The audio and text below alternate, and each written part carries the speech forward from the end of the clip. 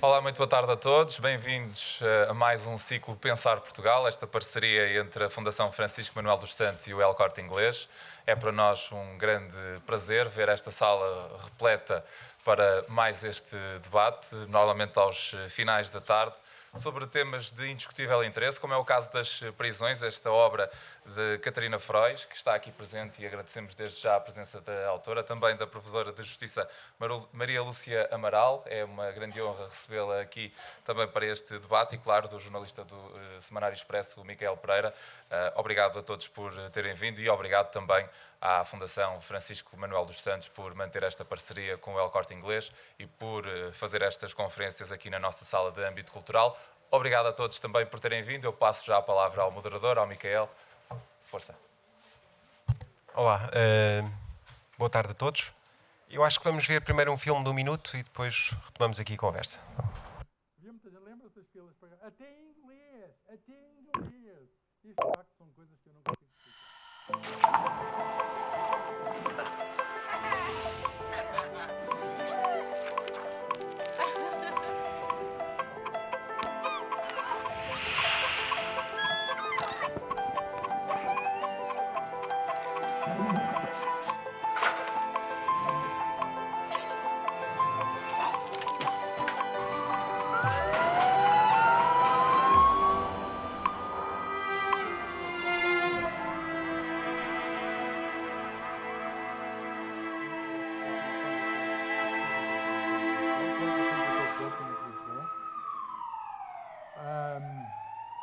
O António Ferreira da Silva que deu, Eu vou começar. Não me estou muito habituado a fazer estas coisas, mas eu espero que corra tudo bem. Eu vou começar por apresentar as convidadas na mesa, a autora do livro e a senhora Provedora, e depois vou dar a palavra à senhora Provedora para ela fazer uma apresentação da obra. Em relação à autora Catarina Frois, eu posso basicamente dizer o que vem no próprio livro. É professora auxiliar do Departamento de Antropologia do ISCTE, é investigadora lá, é doutorada pelo ICS, pelo Instituto de Ciências Sociais da Universidade de Lisboa. O trabalho de investigação que tem desenvolvido centra-se em estudos de marginalidade, crime, segurança, justiça e direitos humanos. É autora de livros anteriores, Vigilância e Poder, em 2013, e Mulheres Condenadas, Histórias de Dentro da Prisão, publicado pela Tinta China em 2017. Em relação à senhora Provedora, a professora Maria Lúcia Amaral é Provedora de Justiça desde novembro de 2017, é a primeira mulher a ocupar o cargo. É professora catedrática na Faculdade de Direito de Lisboa, é especialista, corrija-me se estou errado, em Direito Constitucional. E foi, inclusive, membro do Tribunal, foi juíza no Tribunal Constitucional entre 2007 e julho de 2016. É curioso, porque tenho que dizer isto, são duas mulheres que estão aqui presentes numa discussão sobre uma realidade que normalmente tem sempre uma perspectiva muito masculina, é um universo muito masculino, é uma perspectiva masculina, e acho que isso é um dos detalhes interessantes desta conversa. Doutora, professora, vou passar-lhe a palavra então. Eu não sei onde é que isto é aqui. Ora, muito boa tarde a todos.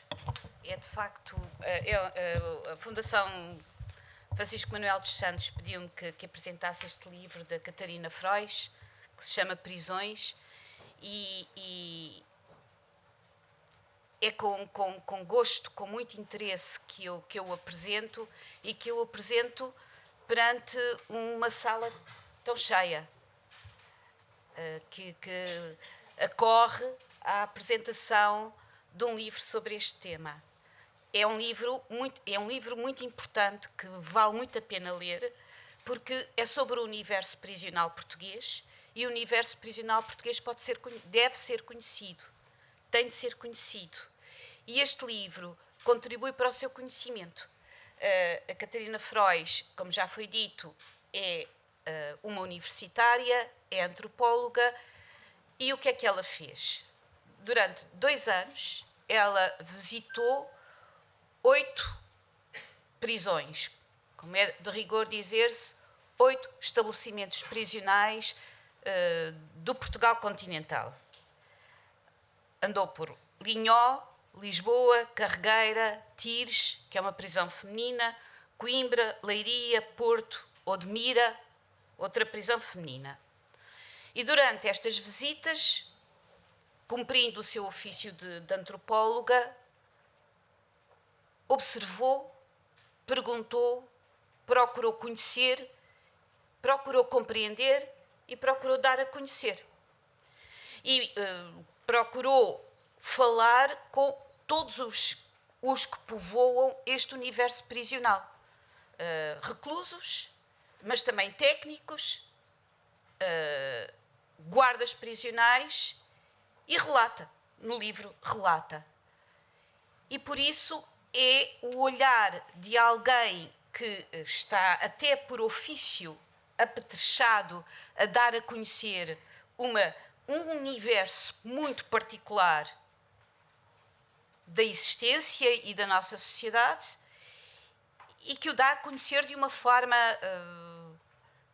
de leitura interessante e imediata, porque é o relato desta viagem de 2 anos por 8 prisões em Portugal. E há uma coisa que a Catarina diz recorrentemente no livro: de facto, é importante que se saiba, porque este universo não existe apenas para os outros. As prisões não são uma questão que diga respeito aos outros. São um problema comunitário. Os meus antecessores, provedores de justiça, que fizeram os primeiros relatórios sobre as prisões portuguesas, Menezes Pimentel e Nascimento Rodrigues, davam aos relatórios o nome As Nossas Prisões, porque de facto as prisões são nossas e nós, como comunidade, somos responsáveis por elas. E portanto a Catarina parte justamente deste pressuposto, e é neste pressuposto que relata o que viu. Um relato pelo olho imparcial, atento e cuidado do antropólogo. Além disso, o livro dá-nos informação útil, objetiva, que todos nós devíamos saber.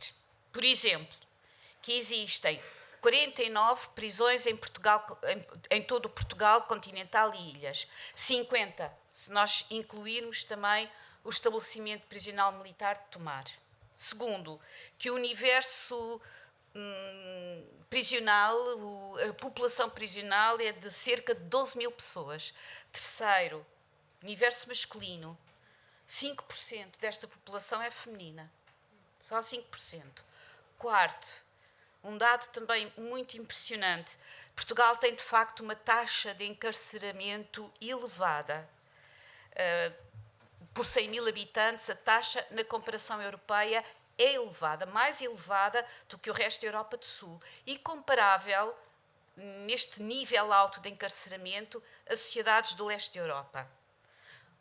Por último, outro facto objetivo e importante é a imensa diversidade dos estabelecimentos prisionais, o que torna difícil a formulação de uma ideia feita sobre a existência e não existência de sobrelotação.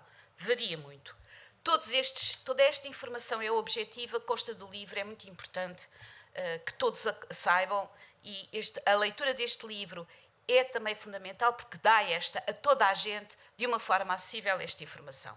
Eu tenho, no entanto, 2 críticas a fazer a este livro. Vou já fazê-las.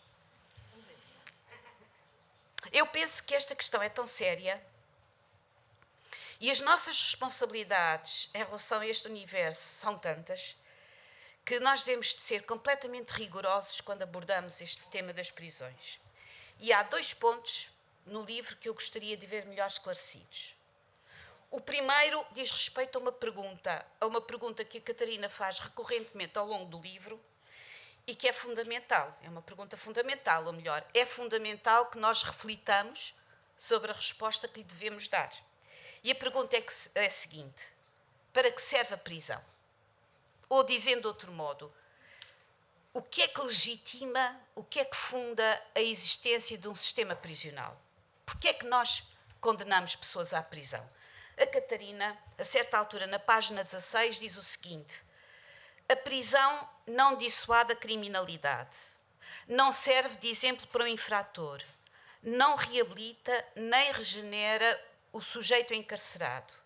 Servirá, sobretudo, para que se tranquilize a sociedade e para demonstrar que a justiça está atenta e cumpre o seu dever, assegurando que quem transgride é responsabilizado e punido.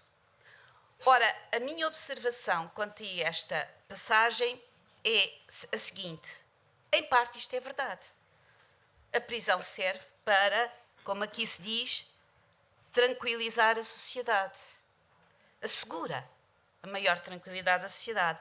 Mas isto não é totalmente verdade. Não é totalmente verdade. E, portanto, quando nós nos perguntamos porquê é que condenamos as pessoas à prisão e o que é que fundamenta a existência de um sistema prisional, temos de ir um bocadinho mais fundo. E esta é a primeira crítica que eu faço ao livro. Ir mais fundo nisto. Porquê é que condenamos as pessoas à prisão? Por 3 razões. Porque elas cometeram um crime.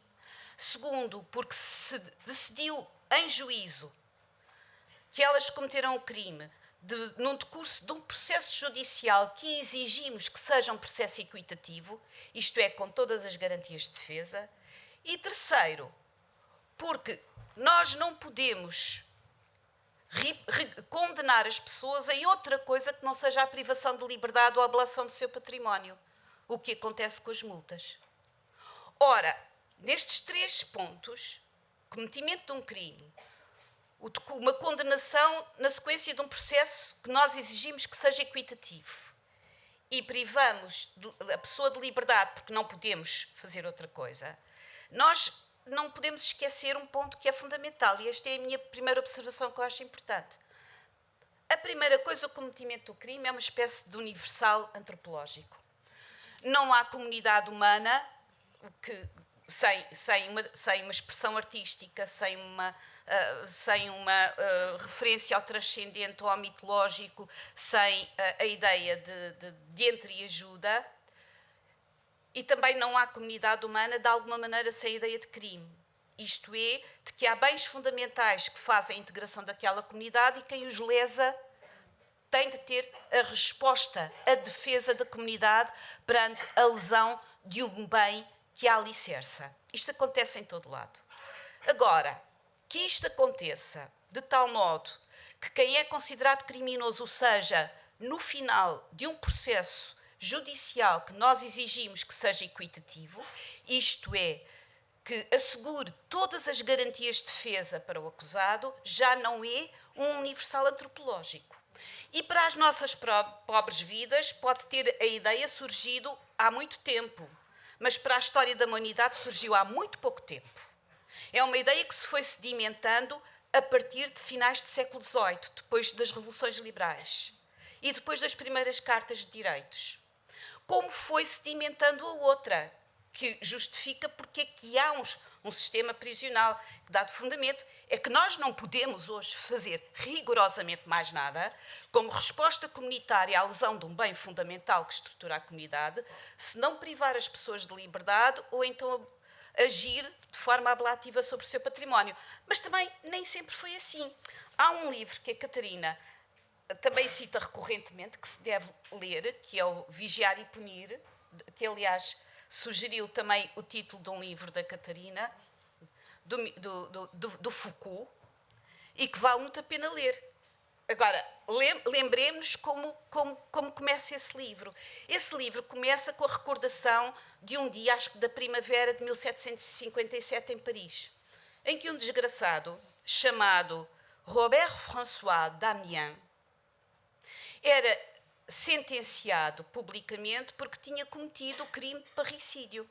E o Foucault começa por descrever a pena que lhe era aplicada. E a pena era um suplício que durava 18 horas, que começava com o desmembramento do condenado, que continuava com a sua agonia lenta, que implicava a aniquilação total do seu corpo, publicamente executado para que toda a gente pudesse ver e que acabava, para que nada restasse, até com a queima dos ossos. Isto é de arrepiar, esta descrição que o Foucault faz da execução de uma pena por crime de parricídio na Paris de 1757, para a nossa sensibilidade é abominável. E é abominável porquê?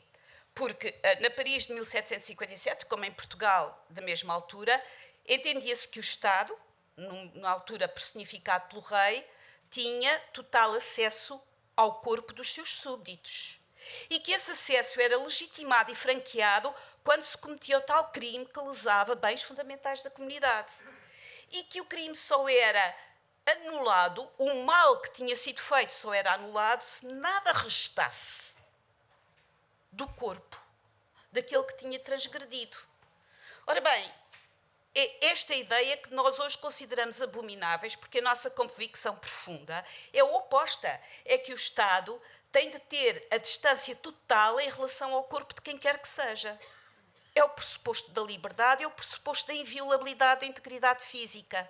E, portanto, o que nós podemos, e a única coisa que nós podemos fazer é, quando ripostamos como comunidade à lesão de um bem fundamental, é privar alguém de um valor que também nós entendemos ser matricial, que é a liberdade, ou então aquilo que o sustenta, que é o património. Mais nada podemos fazer.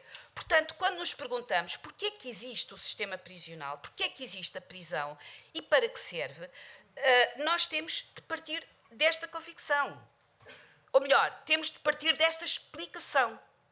Não a podemos esquecer, porque ela é de facto um aqui civilizacional e não podemos voltar atrás. O outro ponto que eu tenho a criticar é este. A certa altura também a Catarina diz que, acho que é na nota prévia, não dou como certo que exista vontade por parte da sociedade civil, dos profissionais do sistema judicial e penitenciário e do Estado, de tornar a prisão em algo diferente do que é. Mas sei que o silêncio é uma forma de indiferença, se não mesmo de conivência. Perfeitamente de acordo. O silêncio é uma forma de indiferença, se não mesmo de conivência. Este livro contribui para quebrar o silêncio. Excelente que tanta gente o leia e que o máximo de gente esteja interessado em saber o que ele diz. Mas, mais uma vez, eu acho que isto não é inteiramente rigoroso. Por isto. Porque o Estado português não pode desinteressar-se do que se passa nas prisões, nem se desinteressa. E não pode desinteressar-se, nem se desinteressa, porque está obrigado a cumprir deveres que, desde logo, decorrem do direito internacional, da Declaração Universal dos Direitos Humanos, que é a continuação das declarações adicionais do século XVIII, e que diz no artigo 5º, ninguém será submetido a tortura, nem apenas ou tratamentos cruéis, desumanos e degradantes. E dizer isto não é um voto pio. Isto tem consequências práticas. E tem consequências práticas também porque o Estado português subscreveu a Convenção de Prevenção contra a Tortura, da ONU, subscreveu a Convenção Europeia dos Direitos Humanos, do Conselho da Europa, e por causa disso é vigiado, é seguido, é escrutinado por organismos internacionais que vêm cá, e é bom que se saiba, regularmente visitar todos os nossos estabelecimentos prisionais e que reportam o que fazemos ou não fazemos. E eu termino já. É por isso que a Catarina muitas vezes diz, e é muito interessante ouvir isto, que no testemunho dos reclusos há reclusos que se referem muito favoravelmente, nomeadamente a guardas prisionais. E que há guardas prisionais com um sentimento de humanidade profundo em relação aos reclusos. É das coisas que ela relata. Bom, se assim é, também é bom que o saibamos, porque é bom que percebamos que o Estado português não se desinteressa, nem deve, nem pode desinteressar-se do que se passa neste universo. Mas é bom que, para além do Estado, a sociedade saiba. E a Catarina faz um bom serviço a todos nós quando contribui para a informação da sociedade. Obrigado.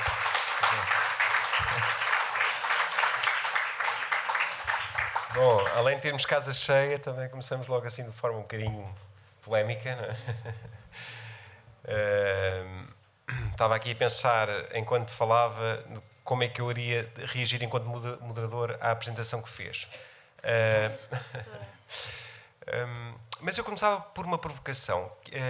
Não só assim, mas a toda a gente que está aqui. Alguém já esteve dentro de uma prisão em Portugal? Sim. Ok. Tive, não presa. Ok. Quantas pessoas? Podem levantar o dedo, não é? Ok. Afinal, não são assim tão poucas. Pois não. E a senhora provedora já teve? Imagino que sim. Ok. Sim, não estou a falar teoricamente. Ok. Pronto, eu gostava de dar a oportunidade à Catarina de rebater um bocadinho estas críticas que fez, mas eu vou só... Portanto, para quem ainda não leu o livro, há uma imagem que realmente a mim me choca um bocadinho, devo dizer. Como jornalista, e eu estava a falar com a Catarina sobre o livro ali à entrada, e pronto, eu sou jornalista, a Catarina é antropóloga, há diferenças curiosas, interessantes na minha atividade e na atividade científica de uma antropóloga ou de um antropólogo, que permite, na verdade, gastar tempo, olhar para a realidade, para uma certa realidade, o que poucos jornalistas têm o privilégio de fazer. Alguns fazem, mas poucos têm o privilégio de fazer. Há uma descrição que a Catarina faz do estabelecimento prisional de Lisboa, por acaso, é mesmo aqui, ao pé, 200 metros talvez, daqui, que é a parte, portanto, aqui é uma prisão construída no século XIX, em forma de estrela. Eu nunca lá estive dentro, mas... e, portanto, tem vários pisos. Portanto, eu nunca lá estive dentro, confio na descrição que a Catarina faz. E há um piso, que é o cave, a que chamam os baixos, que a mim, a descrição dos baixos, tal como surge no livro, para mim... a mim choca-me, como leitor, perceber que existem sítios desses numa prisão em Portugal. Porque dá sempre a ideia, porque esses baixos é para onde vão os presos acabados de chegar, passam lá tempo. E, portanto, é uma zona muito úmida, encharcada em água, portanto, muitas vezes está inundada, não há condições mínimas de salubridade. Dá a ideia, posso estar errado, de que é uma espécie de castigo, que as pessoas vão para lá porque é uma espécie de castigo, ou eventualmente é porque não houve capacidade de resolver enfim, a falta de habitabilidade que ali existe. O que eu gostava de perguntar, e também dou todo o espaço à Catarina para responder, mas lance essa pergunta a si, a professora, que é, do ponto de vista da provedoria da justiça, qual é o Estado, e tendo em conta que há direitos fundamentais aqui em questão e que o Estado, como disse, enfim, escrutina o que é feito, o que acontece nas prisões. Eu gostava depois que desenvolvesse um pouco qual é a sua opinião sobre o estado das prisões em Portugal. Mas primeiro, Catarina. Obrigada. Eu queria agradecer à senhora provedora e ao Micael por estarem aqui a partilhar comigo, e também queria agradecer a todos os que estão aqui hoje e sobretudo aos alunos de Antropologia que muito amavelmente, eu há bocado estava a fazer a piada que se calhar para vir às aulas não vêm com tanto entusiasmo, mas hoje aqui estão e eu fico mesmo muito contente porque talvez vocês sejam as pessoas que me vão acompanhar e que vão sozinhos também continuar este trabalho, e por isso fico mesmo feliz. Eu estava a ouvir a senhora provedora e estava a pensar... Quando muitas vezes pergunto para que é que serve a prisão, este trabalho, eu acho que transparece muito no livro, foi um trabalho muito difícil e é um trabalho muito duro. E é muito duro por várias coisas, sendo certo que é mais duro para quem lá trabalha, para quem exerce a sua profissão num estabelecimento prisional, e que também é mais duro para as pessoas que estão privadas da liberdade. Portanto, não podemos esquecer esse lado. Mas uma das coisas que foi difícil ao longo destes anos uma parte deles acompanhada pelo Afonso, que está aqui também. Uma das coisas que foi difícil foi justamente não perceber o sentido. E concordo consigo quando diz que a prisão e a sentença de prisão é o resultado de um processo. E é um processo que começa com a prática de crime e tem toda uma série de trâmites. A questão para mim já não era essa. A questão para mim é o significado que o tempo de uma sentença e o tempo da pena de prisão, o significado que tem para as pessoas que estão lá. Eu acabo de vir da prisão de Pinheiro da Cruz, onde estive os últimos 2 dias, e eu, se puder contar só esta história, conversei com um homem que estava preso há 9 anos, vai estar preso mais 7, e eu perguntei-lhe se esta era a primeira prisão dele, e ele disse-me que não, esta era a 2ª vez que ele estava preso. Da outra vez em que esteve preso 12 anos. Eu perguntei quanto tempo é que ele esteve em liberdade entre os 12 anos e esta prisão. Ele explicou-me que esteve em liberdade 2 anos. Eu perguntei-lhe, então, mas para que é que lhe serviu a prisão? Porque esta pergunta que eu faço no livro e que me faço a mim própria, eu também faço aos presos. Homens e mulheres, não é? E as respostas são muitas, mas são também pouco concretas. Muitas das vezes, quando eu pergunto para que é que serve a prisão, tento também tentar encontrar essa resposta para mim. Não é? E por isso, na citação que leu, explico, não serve para dissuadir a criminalidade, porque as pessoas reincidem, muitas das vezes. Não serve uma ideia de reabilitação ou de reinserção, porque não é plenamente atingido, lá está, porque as pessoas reincidem e as pessoas voltam cá para fora. O que não é o mesmo que dizer que a prisão faz pior. Não é. Não, e várias sim, vezes diz que não. Sim, Há testemunhos que não. Sim, exatamente. Não partilho essa perspectiva. E há outra coisa. Tanto os guardas como os técnicos, as pessoas que trabalham dentro da prisão, têm fortes convicções de que estão a dar o seu melhor e que aquelas pessoas, dentro do possível, vão sair dali com outro tipo de competências, não é? Ou com outro tipo de... O tempo que lá estão não os corrompe mais, se puder dizer assim. Mas o caso deste homem com quem eu falei ontem foi... Quer dizer, é um homem que tem 40 anos. Tem 40 anos e 30 passa numa prisão. Mas o que é que nós queremos com isso? Isso também é uma pergunta que eu fiquei.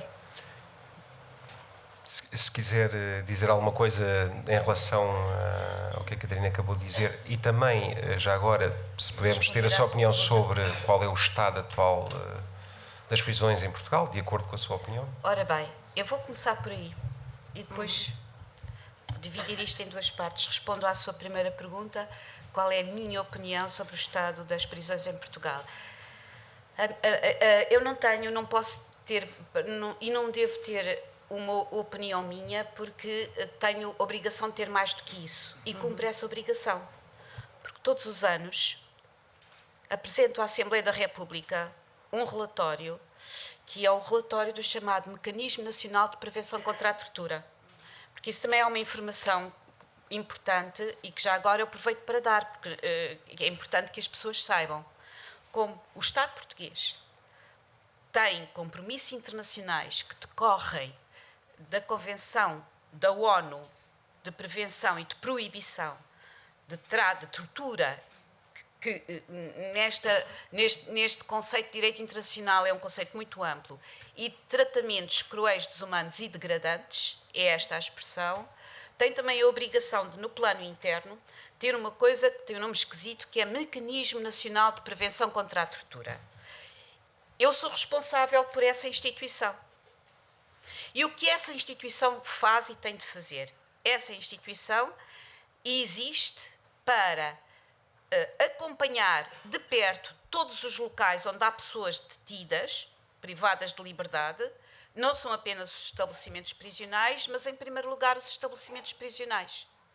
E de fazer recomendações sobre a sua alteração, de conhecer a realidade, de fazer recomendações e de reportar internacional e nacionalmente, e no plano nacional, o que é que acontece. Nós visitamos os estabelecimentos prisionais e todos os outros, aproveito para dizer, sem aviso prévio,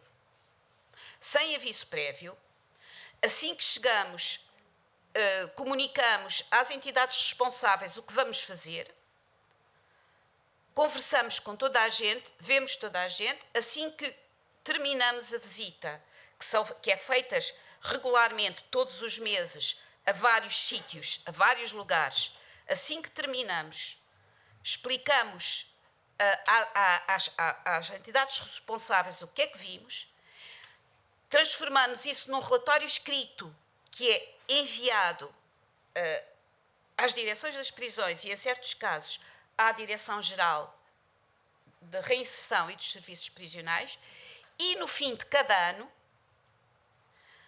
apresentamos à Assembleia da República um relatório sobre tudo o que vimos durante o ano. Além de sermos responsáveis de respondermos perante os organismos internacionais em nome dos quais agimos, que são o chamado Subcomitê da ONU. Se querem saber a minha opinião sobre o estabelecimento prisional português, por favor, leiam este relatório, que é pequenino, está público e que é o relatório do Mecanismo Nacional. Super interessados, mas se pudesse realmente... Está lá tudo. Não, eu digo, olha, a minha opinião, o que mais me preocupa é isto. Primeiro, o dado que a Catarina fala da taxa de encarceramento elevado que nós temos. Isso, de facto, é algo que nos deve preocupar. E qual é que acha que é a principal razão para isso acontecer? Não tenho uma resposta para isso. Não tenho uma resposta única para isso. Acha que os juízes, isso acho que vem no livro também, acha que os juízes... Condenam demais em pena de prisão? Eu não sei. Não sei porque é que acontece, não tenho uma resposta única para isso, portanto não a vou dar porque não sei. Quando não sei, digo que não sei. Não sei porque é que acontece e não vou especular. Digo que isso deve preocupar-nos.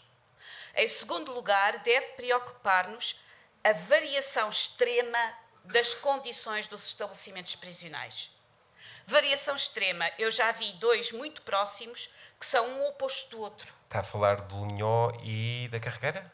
Por acaso não. Por acaso, para mim, o exemplo mais gritante disso é o que se passa nos Açores, em que, de um lado, há o estabelecimento prisional mais antigo do país, de todo o país, que é de meados do século XIX, que é o Panóptico Perfeito de Bentham, e que está obsoleto, que é em Ponta Delgada, e depois, na terceira, noutra ilha, há um estabelecimento prisional construído depois de 2000, moderníssimo, capacíssimo, com ótimas condições. Mas já agora... Ponta Delgada está sobrelotada, a terceira. Mas não deixando fugir esse ponto que está a referir agora da diferença que existe entre os estabelecimentos prisionais, não concorda ou não que existe uma prisão para VIPs, que é a Carregueira, portanto, para onde vão as pessoas, figuras públicas, e uma prisão... Não. E uma prisão, por exemplo, na descrição, o livro descreve a prisão de Linhó como uma prisão habitada por 70% de pessoas que são descendentes de países... descendentes de palopes, não é? De família, ou seja, eu diria que população negra, não é? Nós não conseguimos estatisticamente tratar isso, mas basicamente eu acho que o que está ali dito é que é uma prisão maioritariamente habitada por presos negros dos subúrbios de Lisboa. Portanto, do ponto de vista da provedoria, como é que se explica isto? E que alterações é que podem ser feitas? Assim, ou se é que é preciso fazer alguma alteração aqui? Claro. Explica-se deste modo. Verificar esse facto e concluir que existem prisões para VIPs e prisões para não VIPs é simplista demais. Simplista demais. As coisas são muito mais complexas, têm que ser vistas na sua complexidade. Dizia-se há uns tempos que o direito civil e as condenações civis eram o direito dos ricos e que o crime era o direito dos pobres. Porque, de facto, e se derem ao trabalho de ler relatos de sentenças criminais do Portugal de há 100 anos, quem era condenado a pena de prisão, quem era julgado pelo cometimento de crimes, era de facto o pobre, o marginal, o desvalido, aquele que tinha nascido para o infortúnio e no infortúnio continuava. As coisas têm vindo a mudar, eu creio que não estou a dar novidade nenhuma. E como as coisas têm vindo a mudar, e há um novo tipo de criminalidade que tem sido perseguida e castigada, há também um diferente espectro social da população prisional. Agora, se esse espectro prisional depois coincide com universos socialmente homogéneos, é por algo mais complexo, bastante mais complexo, que tem a ver com as regras de execução de penas, com as regras de colocação das pessoas em função do seu lugar de residência, com a finalidade da sua reinserção. Portanto, é muito mais complexo. Mas essa diversidade é uma diversidade que, enquanto essa diversidade social e a existência de microcosmos muito homogéneos, dos bairros concentrados e das prisões com outro tipo de criminalidade, isso é um resultado do facto de só muito recentemente o direito criminal em Portugal ter deixado de ser apenas o direito que afetava os delinquentes, os marginais, os desvalidos à nascença. Portanto, não é, a opinião da Provedoria não é de maneira nenhuma, porque essa seria uma conclusão muito simplista, de que há intencionalmente, propositadamente, ou por desleixo, prisões de VIPs e prisões de não VIPs. O que está por detrás é um sinal de uma evolução saudável da nossa sociedade. Que é do que os VIPs agora também vão para a prisão. Exatamente. Não é porque é pouca coisa. É apenas a aplicação do princípio da igualdade perante a lei. Catarina, não sei se queres acrescentar alguma coisa em relação a dizer alguma coisa em relação a esta. É uma discussão. Eu acho que é uma discussão interessante, de facto, os estabelecimentos prisionais terem características diferentes e haver alguns em que há sobrepopulação e, portanto, há condições necessariamente piores, e haver outros em que essa situação não se verifica e, portanto... Mas já agora, Catarina, deixa-me só fazer-te uma pergunta, que é... pode-se dizer que existem prisões ideais, ou seja, aquela ideia de que podemos ir buscar aos países nórdicos, como vamos buscar outros modelos de educação. Nós podemos ir buscar modelos sobre o sistema prisional. Não sei se... O livro não aborda isso, sim, mas de qualquer forma deixa implícito que pode eventualmente haver uns sistemas melhores, ou seja, mais em que haja um pouco mais de cuidado com a parte, sobretudo, da reinserção. Imagino, sim, que essa seja a maior lacuna. Durante a execução da pena, os reclusos têm diferentes fases e, na última fase, em alguns sítios, eu diria em quase todos, beneficiam de um regime aberto virado para o exterior e, portanto, trabalham fora da prisão e vêm dormir a casa à prisão. E essas pessoas estão a pouco tempo de sair acabar o cumprimento da pena, beneficiam de precárias, portanto vão a casa mais vezes, durante mais dias, etc. Em alguns sítios existem... Este espaço já não é dentro da prisão, portanto os reclusos não estão a partilhar de um pavilhão com 200 pessoas, mas podíamos considerar aquilo quase como casinhas, são uns pavilhões mais pequeninos, mas são umas casinhas em que já não temos celas, temos quartos, em que as pessoas fecham a porta, abrem e fecham conforme lhes apetece.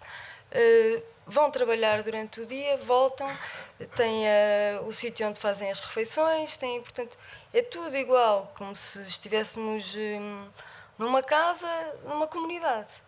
Pronto. Nesses pavilhões não há guardas com eles. Há um guarda, por exemplo, para, imagina, se tivermos 6 pavilhões e tivermos 120 pessoas, cada uma tem determinada, vão trabalhar para um lado, vão trabalhar para o outro, e há um guarda que está ali, no fundo está a prestar apoio, mas é um guarda para aquelas pessoas todas. Eu estive em 2 sítios onde há estes lugares fora da prisão, onde até as visitas não são dentro ou seja, já parece a piada da prisão pequena dentro da prisão pequena, mas não é isso. É a prisão, a parte do estabelecimento penitenciário, do lado de fora, tem este espaço para os reclusos em regime aberto virado para o exterior.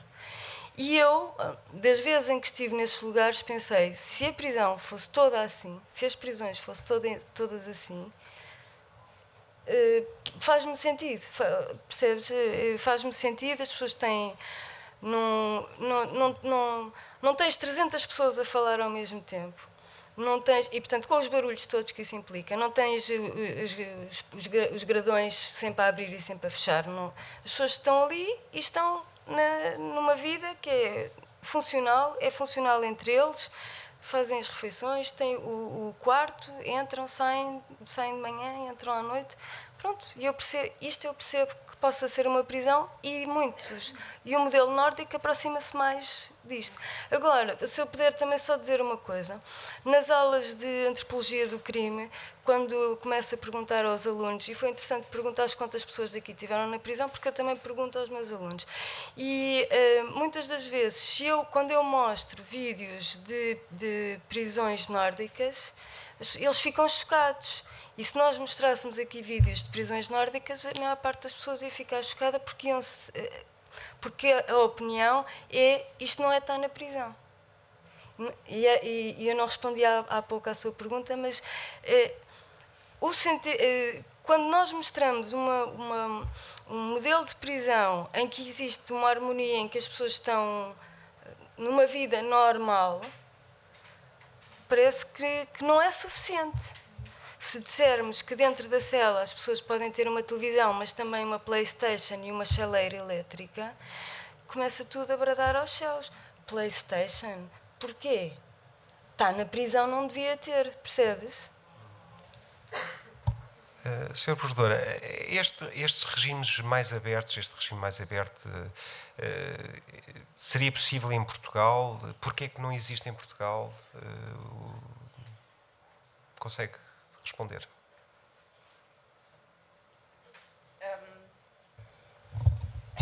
Bem, vamos cá ver. Há aqui 2 problemas distintos. É para que serve a prisão, para que deve servir a prisão, e depois o que eu expliquei. O que é que fundamenta a existência da prisão?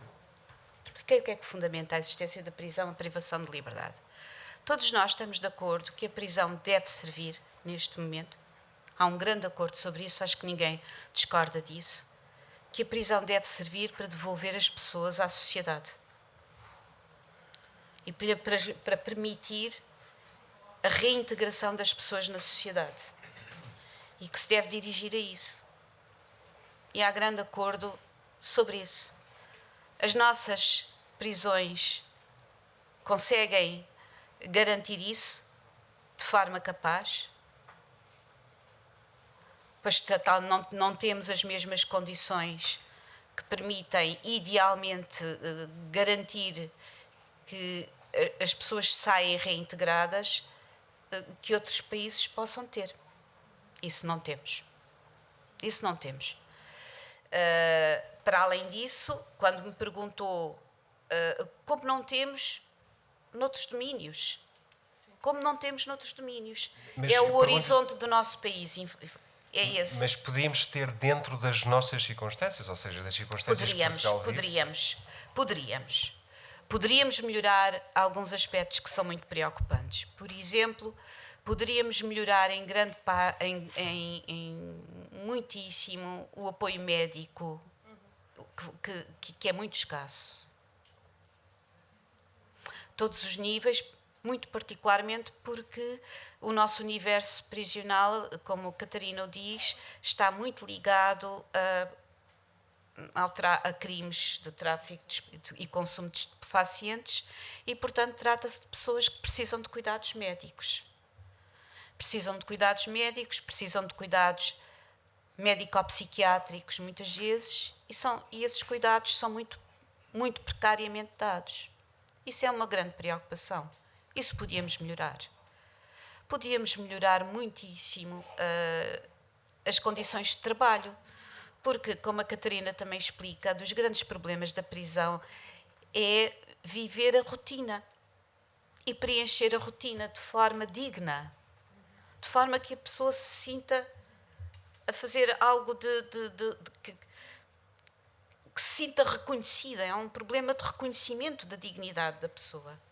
E aí poderíamos também melhorar. São dois aspectos que poderíamos e deveríamos melhorar.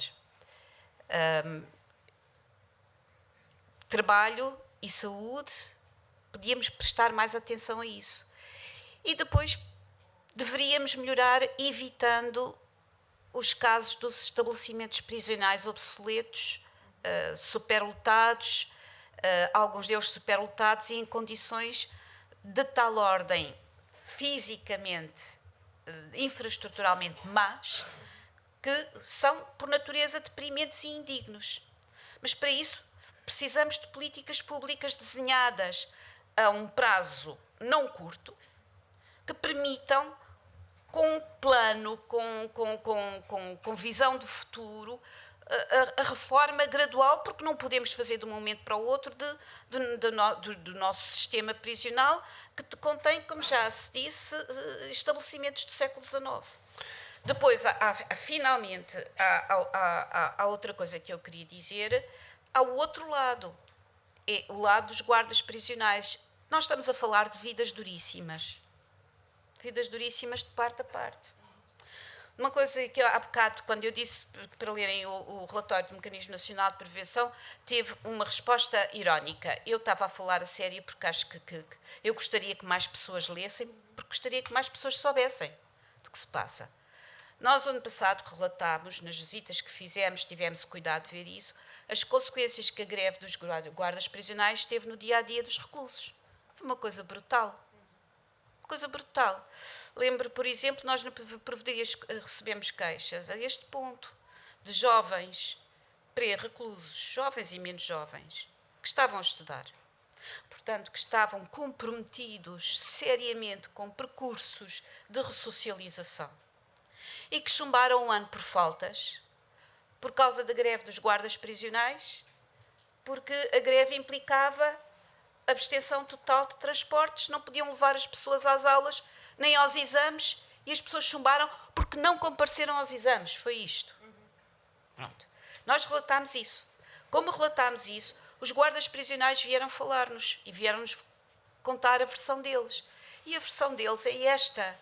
Pelo menos há quase 20 anos que não abre concurso para chefias nos corpos dos guardas prisionais, segundo disseram. E, portanto, a falta a chefia num corpo destes é uma coisa fundamental. Hierarquiza, disciplina, dá segurança, dá confiança. Este é o meu recordo, é um facto. Também temos este lado. E também falhamos como comunidade e como Estado quando falhamos deste lado. Portanto, é preciso ter... o que é que podíamos melhorar? Muita coisa. De todos os lados. E é preciso ter uma visão abrangente, para sermos justos, é preciso ter uma visão abrangente de tudo quanto falha. Claro que poderíamos ser muito melhores.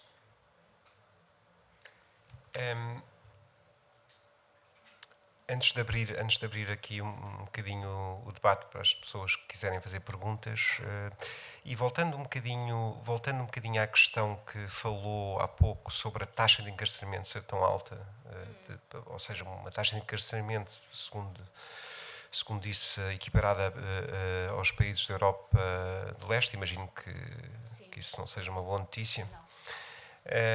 Mas também porque não foi, enfim, não tem uma resposta sobre porque é que isso acontece. Eu pergunto-lhe se, em parte, isso não acontece porque se exagera um pouco da prisão preventiva em Portugal. Porque há muitas prisões, estas prisões que a Catarina descreve no livro, em que nós vemos que parte significativa da população são presos preventivos. Parte do problema não está aí? Prisão preventiva decretada de forma excessiva?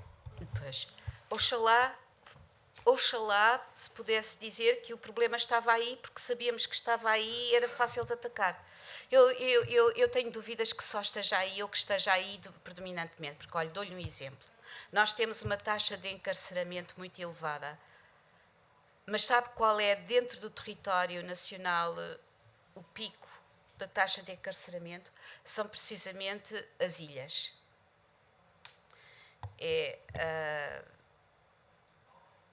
Os arquipélagos, particularmente os Açores. Então aí a taxa está quase nos pontos mais altos das tais sociedades de leste, que são sociedades profundamente marcadas por transições históricas difíceis que desestruturaram as pessoas e as mentalidades. Porquê nos Açores? Porquê nos Açores? Porquê? As respostas são múltiplas. Olha, o isolamento insular, o fechamento, a ausência de perspectivas, particularmente nas pessoas novas, a ausência de emprego,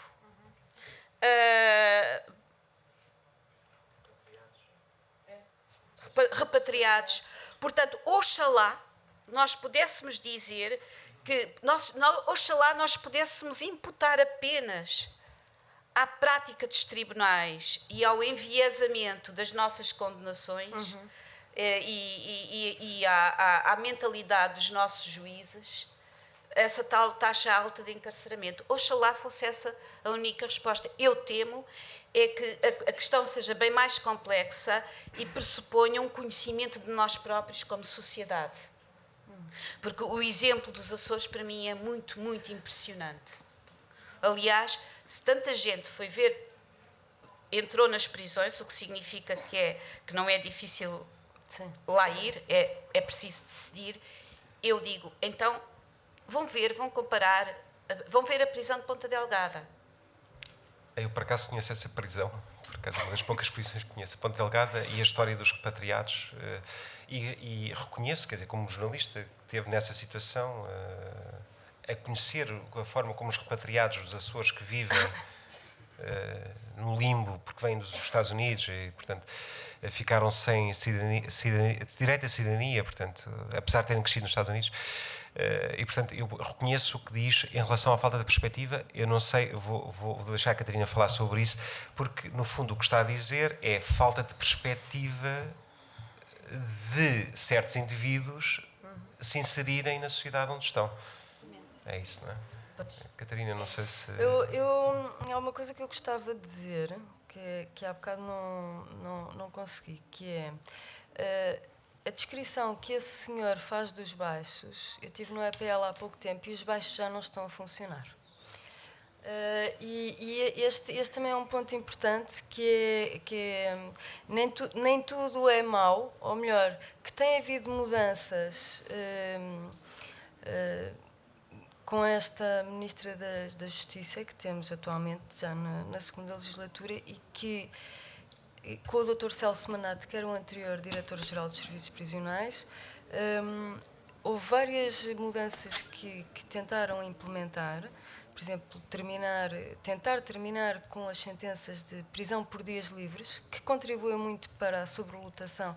Prisão por dias livres é as pessoas que vão cumprir, por exemplo, uma pena de prisão por causa de uma multa que não pagaram, 2 dias, chegam à sexta e saem ao domingo.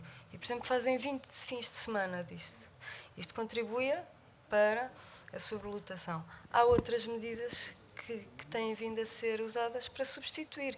Por exemplo, a pulseira eletrónica, e a pessoa tem à mesma uma punição e tem uma série de regras. A prisão preventiva, em alguns casos, também foi apontada pela Sra. Ministra da Justiça. Tempos de determinados crimes, eu creio que o Dr. Celso Manata até se referiu a estes crimes como bagatelas.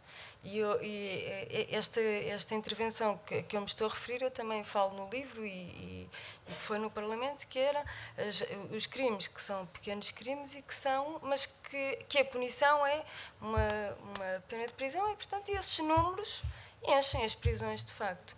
E o EPL, por acaso, é um sítio onde dá para ver de que maneira é que muitas daquelas pessoas, talvez por ser uma prisão de preventivos e de condenados, talvez haja muitos preventivos que já não passam pela prisão, mas que estão em casa com pulseira eletrónica ou com outra medida, porque na verdade, porque é que já não existem os baixos?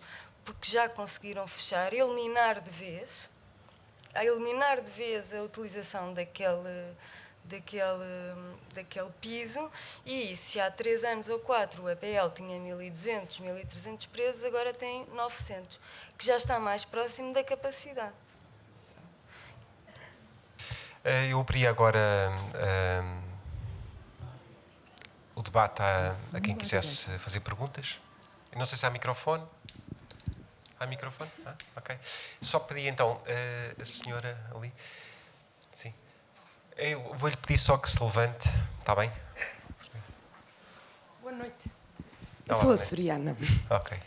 E não podia deixar de falar depois de ouvir aquilo que a senhora provedora disse. Conheço muito bem os Açores, vivo lá há muitos anos, embora tenha feito os meus estudos em Lisboa, e não revejo os Açores completamente no quadro que pintou. Falando de bagatelas, uma boa parte da população prisional do estabelecimento de Ponta Delgada está lá porque foi apanhada a conduzir sem carta. Ok?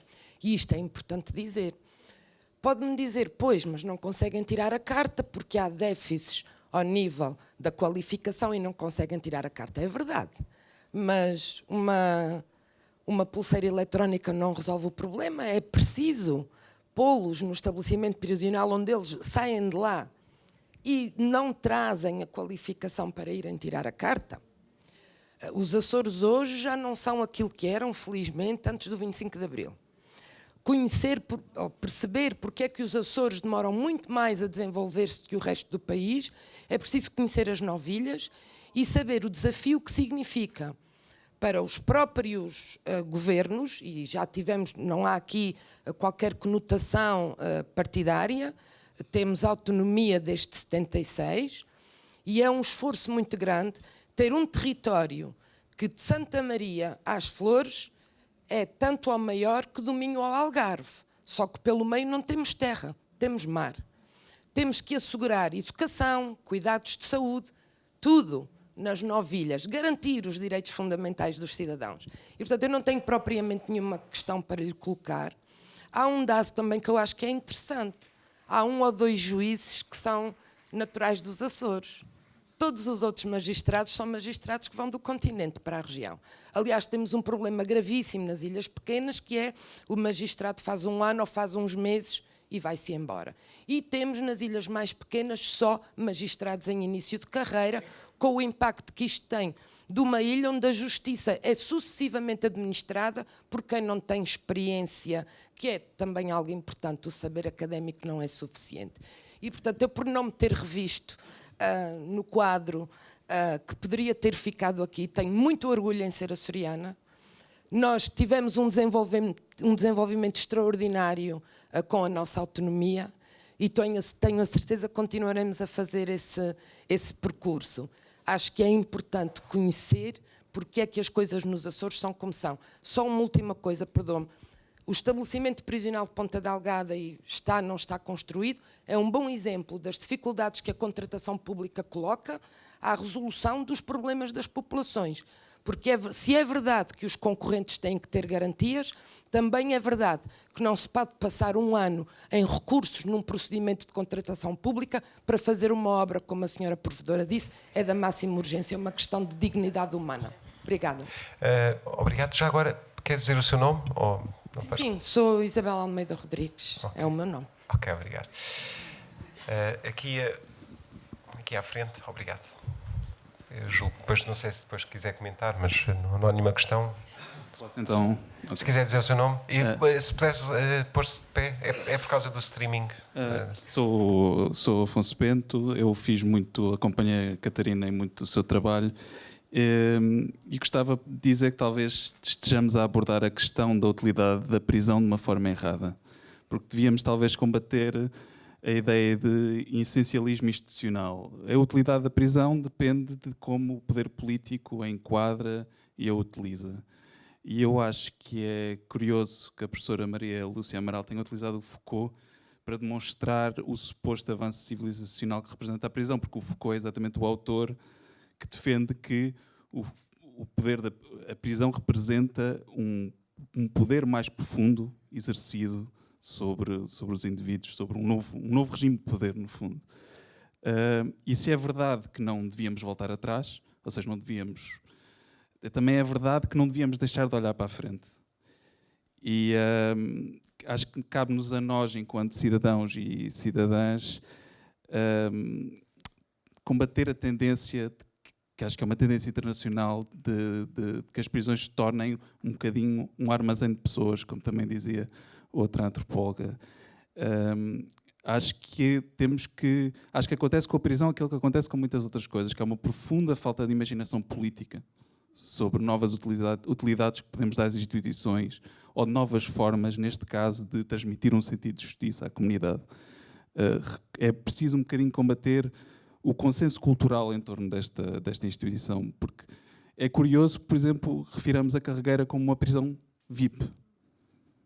É curioso, porque o que é VIP? É ficar 15 anos fechado? Ficar 15 anos fechado com boas condições é humano? Temos isso como consenso? Não sei. É mais um repto. Acho que é preciso estimular um bocadinho da imaginação neste campo. Obrigado. Mais alguém? Sim. Então, senhor, se puder. Sou Rosa Reis e gostava de fazer uma pergunta. A Catarina andou por vários estabelecimentos prisionais. Dessa sua experiência, não encontrou o lado bom da coisa? É que nós só vimos o mal, não é? Publicamente, é sempre o lado mau das coisas. Mas eu penso que há um lado bom. Tenho uma certa experiência, diga-se. Eu estive 2 anos quase em Tires, a fotografar, um projeto autoral, todo pago por mim, portanto, a ver a paixão com que eu o fiz. Demorou a conseguir a autorização para desenvolver.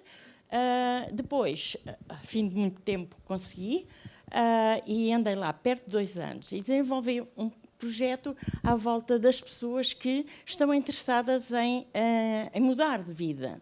Elas trabalham, elas estudam, sabe, teve em Tires, sabe que é mesmo assim. E conversei com várias e, na verdade, o livro que eu fiz foi sempre a mostrar o lado bom da coisa, não é? E não fotografei rostos. Fotografei alguns rostos, mas para a diretora. Agora, para o meu projeto, eu não queria rostos, porque eu não quero que, mais tarde, as pessoas esquecem se elas gostavam. Fotografa. Não. É porque elas têm pai, filho, neto. Esquecem-se que depois, quando vêm cá para fora, o livro chapou. Nunca mais esquece, a fotografia não para, não é? E, portanto, foquei-me sempre nas mãos, ou estão de costas, mas sempre nas mãos, as mãos a trabalhar. E eu gostei tanto deste projeto e consegui mostrar que também há coisas boas. Eu conheci muitas mulheres durante 2 anos vão saindo e entrando, não é? E dessas que passaram por lá e que eu conheci, acho que muitas mudaram a sua vida. Muito obrigado. Se calhar vou distribuir aqui as perguntas, não sei se de forma equilibrada. Para si, deixo-lhe a questão deixada aqui pelo Afonso Bento, sobre se de facto falta imaginação, criatividade para resolver, poderá ser uma alternativa à prisão, porque eu realmente disse no início, quando estava a apresentar o livro, que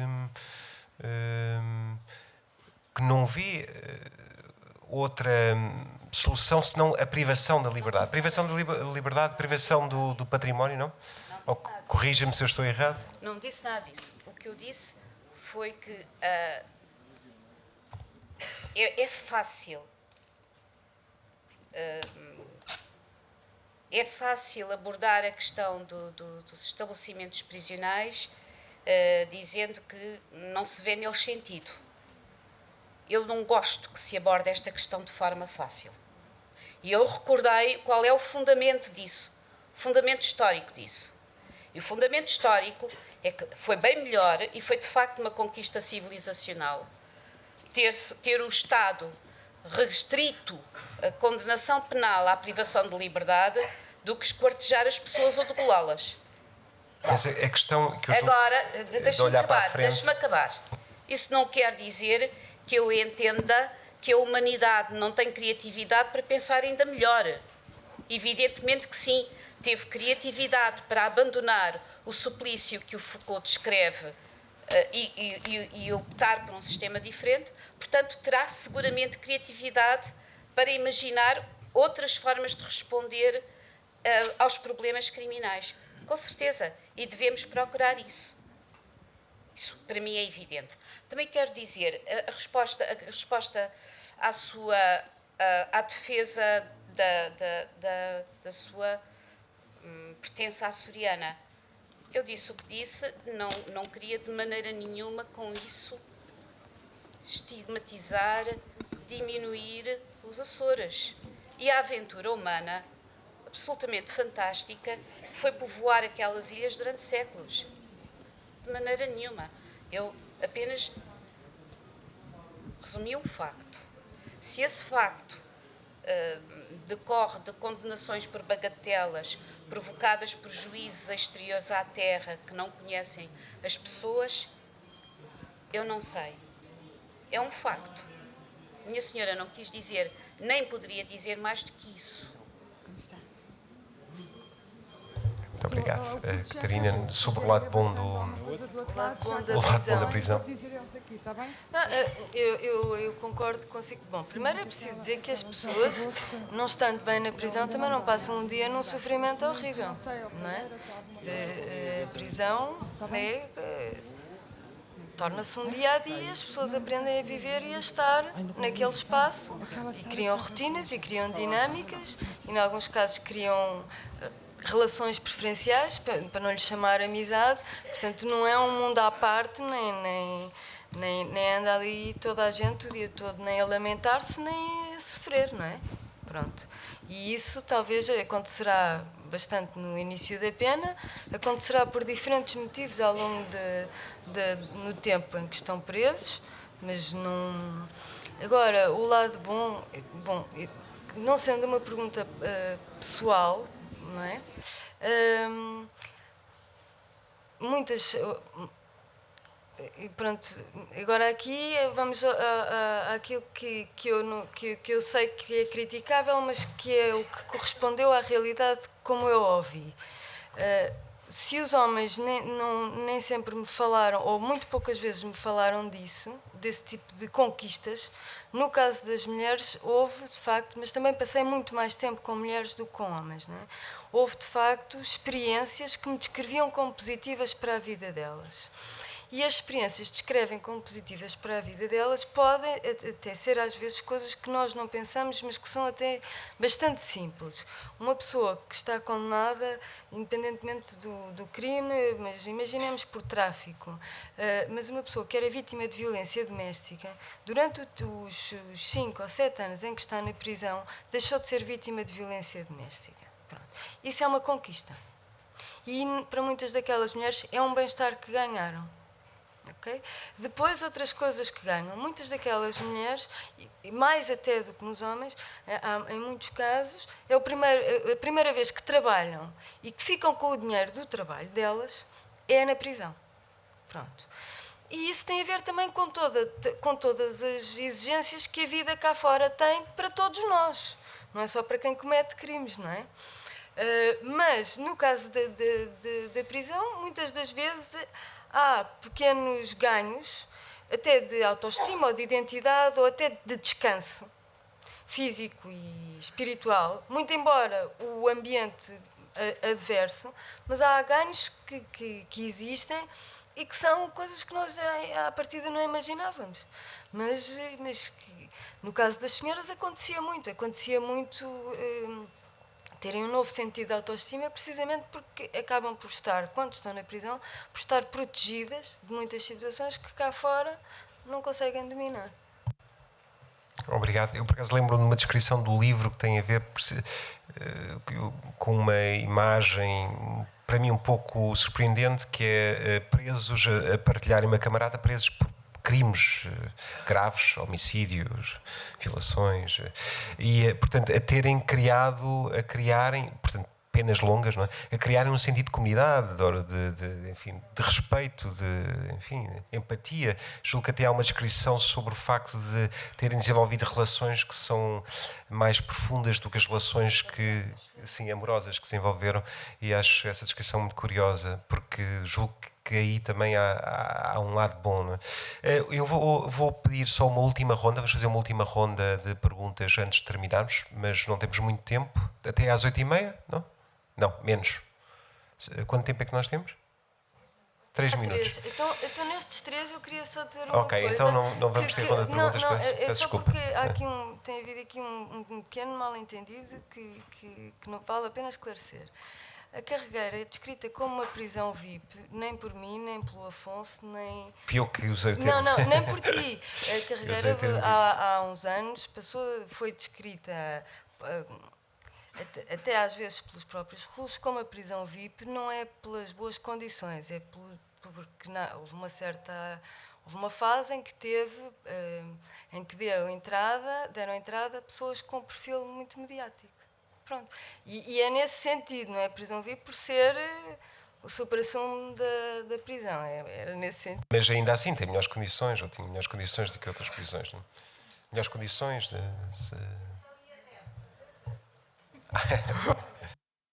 A Débora não foi visitada, é isto, ainda não foi visitada. Não consta do livro. Ainda não. Portanto, não sei se querem acrescentar mais alguma coisa. Não, queria agradecer, acho que foi muito bom. Muito obrigado pela sua presença, Sra. Provedora. Muito obrigado, Catarina. Muito obrigado a todos pela vossa presença.